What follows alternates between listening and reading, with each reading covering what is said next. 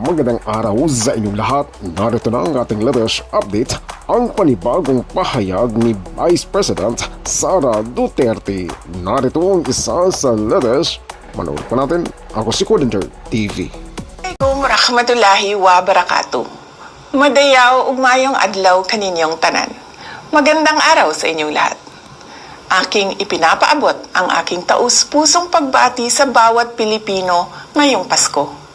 Sa ating pagsariwa sa diwa ng Pasko, tayong lahat ay tinatawag upang maging mapagpatawad, bukas palad, at mapagmahal sa ating kapwa. Ang kapanganakan ni Jesus ay isang mensahe ng kapatawaran na sumasailalim sa walang kapantay na pag-ibig ng Diyos sa lahat. Gamitin natin ang kanyang halimbawa bilang inspirasyon sa ating pakikipagkapwa, lalo't higit sa ating pamilya at mga minamahal sa buhay.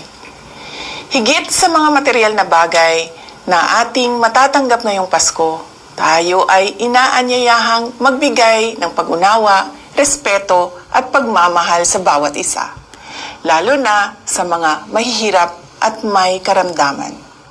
Ito ang tunay na diwa ng panahong ito, at ito ay isang paalala sa ating lahat, hindi lamang ngayong buwan ng Disyembre, kundi sa lahat ng araw. Muli, ipinapaabot ko ang aking mainit na pagbati sa bawat Pilipino saan mang panig ng mundo.